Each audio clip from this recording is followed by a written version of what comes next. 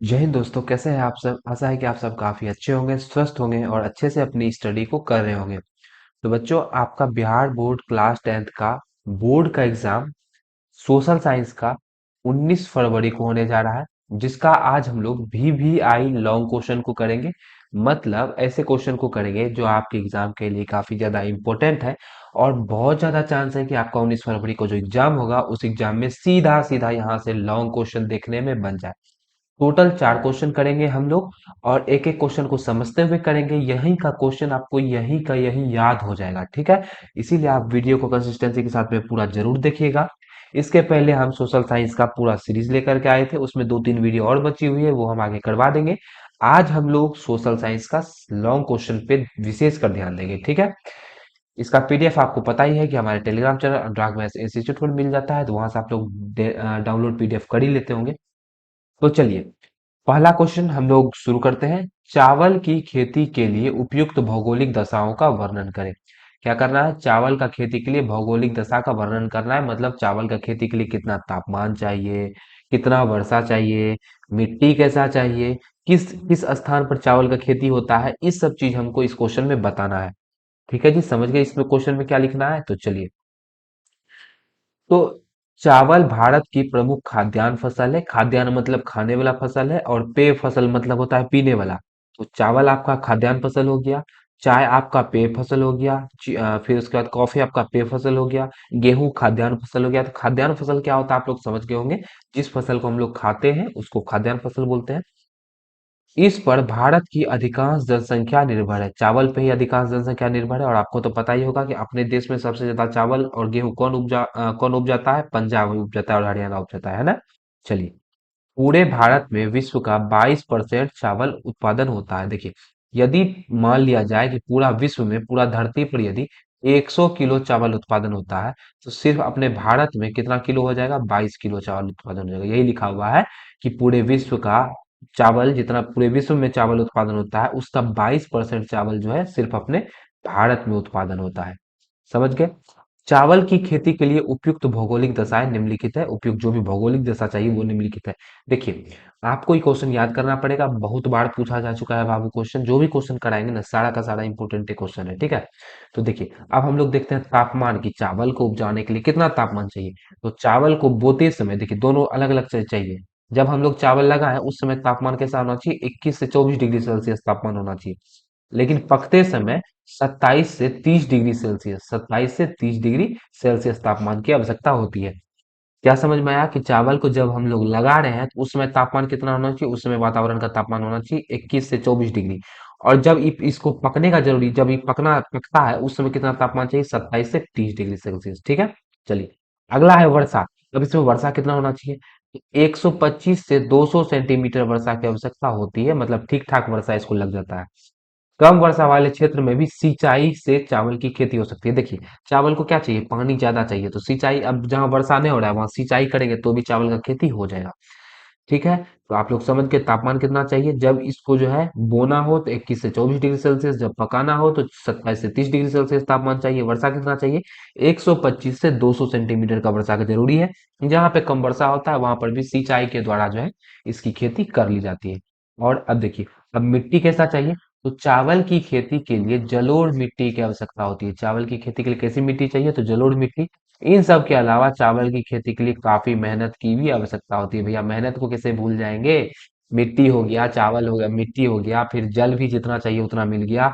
उसके बाद फिर क्या, तापमान भी उतना मिल गया। लेकिन अगर आप मेहनत नहीं कीजिएगा चावल कैसे उपजेगा? तो मेहनत भी जरूरी है।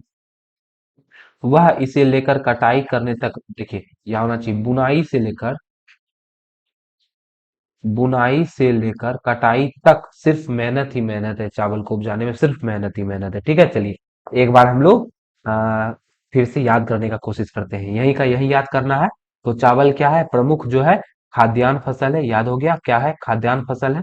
उसके बाद पूरा भारत का, पूरा विश्व का कितना परसेंट चावल भारत में उपजाया जाता है? तो 22% चावल जो है सिर्फ अपने भारत देश में उपजाया जाता है। उसके बाद इसके लिए तापमान कितना चाहिए? तो तापमान इसमें दूगो चाहिए। जब इसको लगाना हो, बोते समय कितना तापमान चाहिए? तो बोते समय चाहिए 21 से 24 डिग्री सेल्सियस। जब इसको पकाना हो तो पकते समय कितना चाहिए? पकते समय चाहिए 27 से 30 डिग्री सेल्सियस तापमान। अच्छा, इसमें वर्षा भी चाहिए, बिल्कुल चाहिए। तो वर्षा कितना चाहिए? वर्षा चाहिए 125 से 200 सेंटीमीटर का वर्षा चाहिए। जहाँ कम वर्षा होता है वहां नहीं होगा, वहां भी हो जाएगा, लेकिन वहां के लिए क्या होना चाहिए? सिंचाई की व्यवस्था होनी चाहिए। ठीक है। और मिट्टी भी चाहिए क्या? तो मिट्टी के लिए तो कौन सा मिट्टी में होगा? तो भैया बेसिकली ये जो है ना सब मिट्टी में हो जाता है। ठीक है। इसके लिए लेकिन जलोढ़ मिट्टी सबसे अच्छा माना जाता है। ठीक है। तो मिट्टी कैसा चाहिए? तो मिट्टी इसके लिए आप लोग जलोढ़ मिट्टी, मतलब जल जो लेकर के आता है जलोढ़ मिट्टी, हम आपको बताए थे खादड़ और बांगड़, याद है? तो इसके लिए आप खादर मिट्टी लगाइए, मतलब जलोढ़ मिट्टी जल द्वारा लाया गया मिट्टी होना चाहिए। जलोढ़ मिट्टी में खूब बढ़िया होता है। ठीक है जी। और इस सब के अलावा क्या चाहिए? और इस सब के अलावा भी चाहिए मानव श्रम चाहिए, मतलब आदमी का मेहनत चाहिए। इतना चीज देते हैं तो चावल आपका अच्छा उपज हो जाएगा। और इतना सही लिखना था, पूरा हमको उपजा करके नहीं दिखाना है, बस इतना लिख करके चले आना है। आपको 4 में से 4 नंबर मिल जाएगा। ठीक है जी। चलिए, अगला प्रश्न है, चाय के उत्पादन के प्रमुख भौगोलिक दशाओं का वर्णन करें। भारत में चाय उत्पादक राज्यों के नाम लिखें। चाय का उत्पादन का भौगोलिक दशा लिखना है। वही, अब चाय कैसे कैसे उबजता है, क्या कितना कितना डिग्री सेल्सियस तापमान चाहिए, मिट्टी कैसा चाहिए, ये सब लिखना है। और भारत में किस किस जगह पे चाय का उत्पादन होता है उसको लिखना है। तो देखिए, चाय एक सदाबहार झाड़ी है, मतलब झाड़ी के रूप का होता है। चाय आप लोग नहीं देखे, चलिए दिखाते हैं जी। देखिए, ये देख रहे हैं ना, यही चाय है। ठीक है। चाय का पेड़ झाड़ी के रूप का होता है, सदाबहार। उसके बाद है, जिसकी पत्तियों को सुखाकर चाय बनाई जाती है। ये जो पत्ती आप लोग देख रहे हैं, इसी को सुखा करके जो है ना चाय बनाया जाता है जी। चलिए, इसमें थीन नाम का एक पदार्थ होता है। चाय का पत्ता में थीन नाम का एक पदार्थ होता है, जिसके कारण जो है चाय को पीने से ताजगी महसूस होती है। लगता होगा हाँ चाय पी लिए मस्त ताजा ताजा दिमाग लगता है ना, काहे होता है? काहे कि इसमें थीन नाम का एक ठो पदार्थ होता है जो ताजगी देता है। यह भारत का महत्वपूर्ण पेय फसल है। हम आपको बताएं, खाद्यान्न फसल खाने वाला होता है और पेय फसल पीने वाला फसल होता है। चाय के उत्पादन में भारत विश्व में द्वितीय स्थान पर है। उत्पादन में मतलब पूरा विश्व में दूसरा नंबर पे चाय आता है, चाय उत्पादन में भारत। और खपत में पहला स्थान पर है। जितना चाय भारत में पिया जाता है उतना कहीं नहीं पिया जाता है। तो खपत में पहला स्थान पर है, और जो है उत्पादन में दूसरा स्थान पर है। सबसे महत्वपूर्ण पेय फसल है चाय। उसके बाद इसमें थीन नाम का एक ठो पदार्थ होता है, जिसके कारण इसको पीने से ताजगी महसूस होती है। क्या है? तो एक झाड़ी है। कैसा झाड़ी? सदाबहार झाड़ी है। और इसका पत्ता को सुखा करके, इस झाड़ी का पत्ता को सुखा करके चाय बनाया जाता है। इतना को तो याद होना चाहिए। चाय उत्पादन के लिए उपयुक्त भौगोलिक दशाएं निम्नलिखित है। जो जो जितना जितना चाहिए वो निम्नलिखित है। पहले देखिए, तापमान। चाय उत्पादन के लिए तापमान 25 से 30 डिग्री सेल्सियस तापमान का जरूरी होता है। चाय का उत्पादन के लिए कितना तापमान चाहिए? 25 से 30 डिग्री सेल्सियस। चावल के लिए कितना चाहिए? तो 21 से 24 चाहिए बोते समय, और 27 से 30 चाहिए पकते समय। ठीक है जी। चलिए, अब वर्षा। चाय के उत्पादन के लिए 200 से 250 सेंटीमीटर वर्षा होना चाहिए। चावल के उत्पादन के लिए कितना होना चाहिए? 125 से 200। और चाय के उत्पादन के लिए 200 से 250। मतलब इसमें वर्षा जो है ज्यादा खोजता है। इसमें सिंचाई द्वारा इसका खेती नहीं हो सकता है। ठीक है। इसमें वर्षा बहुत ज्यादा चाहिए। चलिए, सुबह का कुआसा इसकी पत्तियों के लिए बहुत ही आवश्यक होता है। जहां पे सुबह सुबह कुआसा गिरता है सालों भर, ऐसा जगह में चाय को लगाया जाता है। अब इसके लिए मिट्टी कैसा चाहिए? तो इसकी उपज के लिए मिट्टी का उर्वरक होना अत्यंत आवश्यक है। कोई विशेष किस्म का मिट्टी नहीं है, कोई भी मिट्टी हो, लेकिन वो उपजाऊ होना चाहिए। और मिट्टी में फास्फोरस, पोटास, लोहा तथा ह्यूमस पर्याप्त मात्रा में होना चाहिए। ये सब चीज पर्याप्त मात्रा में, अच्छा मात्रा में होना चाहिए, तो आराम से चाय उपज जाएगा आपका। ठीक है जी। चलिए, इसका भी एक बार हम लोग जैसे इसका किए थे चावल का, उसी तरह हम लोग एक बार चाय का भी कर लेते हैं, तो याद हो जाएगा। ठीक है जी। चलिए, तो करते हैं। चाय है। चाय क्या है? सबसे पहले तो चाय महत्वपूर्ण पेय फसल है। ठीक है जी। और उसके बाद चाय में और क्या है? तो चाय में एक तो कौन सा नाम का होता है? तो चाय में जो है आपका हींग नाम का एक पदार्थ होता है, जिसको पीने से हम लोग को ताजगी महसूस होती है। विश्व में भारत का खपत में कैवां स्थान है? चाय को पीने में कैवां स्थान है? तो चाय को पीने में फर्स्ट है। और जो है उपज में, उपजाने में कितना है? तो उपज में आपका जो है सेकंड स्थान है भारत का। ठीक है। उसके बाद और क्या पढ़े? इसके लिए तापमान कितना चाहिए? तो इसके लिए तापमान चाहिए 25 से 30 डिग्री सेल्सियस तापमान होना चाहिए। वर्षा कितना चाहिए? तो वर्षा इसके लिए चाहिए 200 से 250 सेंटीमीटर वर्षा चाहिए। और क्या? तो मिट्टी भी चाहिए। तो मिट्टी कैसा चाहिए? तो मिट्टी जो भी चाहिए उर्वरक होना चाहिए। ठीक है। उसमें जो है मतलब उपजाऊ होना चाहिए, लोहा होना चाहिए, पोटास होना चाहिए, ये सब उपयुक्त मात्रा में होना चाहिए, तो इसमें जो है हम लोग चाय को उपजा सकते हैं। अब जो है इसमें और कुछ बोला जा रहा था, तो क्वेश्चन में और भी बोला जा रहा था। देखिए, भारत में चाय उत्पादक राज्यों का नाम लिखना है, तो राज्य का नाम भी लिखना है। तो देखिए, राज्य का नाम आप लोग झाड़ी की सफाई, और देखिए वही मेहनत मानव श्रम का भी जरूरी होता है। चाय उत्पादक राज्यों के नाम उत्तराखंड हो गया, मेघालय हो गया, त्रिपुरा, आंध्र प्रदेश इत्यादि। मतलब जितना भी नाम है ना बाबू, सब पहाड़ी इलाका का नाम है। पहाड़ी इलाका जितना भी है, ठीक है, मतलब इधर का सब नाम है, ये सब इलाका क्या है, पहाड़ी इलाका है। तो पहाड़ी इलाका में चाय उपजाया जाता है, तो आप कोनो भी पहाड़ी इलाका का नाम लिख दीजिए, जैसे मेघालय हो गया, आंध्र प्रदेश, सब क्या है, पहाड़ी इलाका में ही तो आता है। तो इस सब का नाम आप लोग लिख सकते हैं। भारत में रेल परिवहन की विशेषताओं को लिखें। अब आपको रेलवे का विशेषता लिखना है कि भारत में रेल परिवहन का क्या विशेषता है। तो लिखेंगे भारत में रेल परिवहन की निम्नलिखित विशेषता है। पहला नंबर, माल ढुलाई के लिए प्राइवेट कंटेनर मालगाड़ी में लगाया जाता है। ये सब विशेषता है जो लिख रहे हैं, उस सीधा सीधा आप लोग लिख दीजिएगा, और पीडीएफ मिल ही जाएगा, तो वहां से आप लोग आराम से इसको पढ़ लीजिएगा एक बार, ठीक है, अच्छा समझ में आ जाएगा ई क्वेश्चन को। माल ढुलाई के लिए जो है प्राइवेट कंटेनर लगाया जाता है, मतलब अलग से मालगाड़ी आप लोग देखे होंगे, उसमें जो कंटेनर होता है वो लगाया जाता है। कोलकाता एवं दिल्ली में मेट्रो रेल के लिए भूमिगत सेवा दी गई है, मतलब कोलकाता और दिल्ली में मेट्रो रेल जमीन के भीतर भीतर चलता है, ये भी विशेषता में आता है। अगला है, ट्रेन की दुर्घटना को रोकने के लिए ट्रेन में ए एसीडी की व्यवस्था की गई है। देखिए ट्रेन में दुर्घटना होता है, उसको रोकने के लिए एसीडी लगाया जाता है, ठीक है, वो हम आगे आपको बताएंगे। तो वो एसीडी का व्यवस्था भी किया गया है।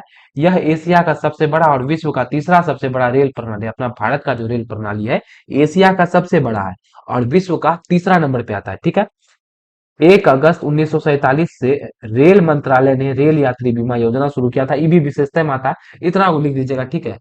रेल परिवहन का विशेषता ही क्वेश्चन आता है, लेकिन देखिए इसमें आपको याद ही करना पड़ेगा, ठीक है जी, तो याद कर लीजिएगा, पीडीएफ आपको पहुंच जाएगा। अगला है, धात्विक और अधात्विक खनिज में अंतर लिखना है। कितना आसान क्वेश्चन है। धात्विक खनिज और अधात्विक खनिज में अंतर निम्नलिखित है, ठीक है। 4 नंबर का क्वेश्चन है, 4 पॉइंट, 4 से 5 पॉइंट लिख देंगे, ना ज्यादा लिखना है ना कम लिखना है। 4 से कम तो नहीं लिखने का कोशिश कीजिएगा, क्योंकि 4 नंबर का क्वेश्चन है, और ज्यादा भी मत लिखिएगा, ठीक है, पेज सिर्फ भर जाएगा, नंबर उतना ही आएगा जितना आने का है। तो पहले यहाँ होना चाहिए धात्विक खनिज और अधात्विक खनिज में क्या अंतर है। तो एक तरफ लिखेंगे धात्विक, इसी तरह आप लोग लाइन खींच के लिखेगा, एक तरफ धात्विक एक तरफ अधात्विक।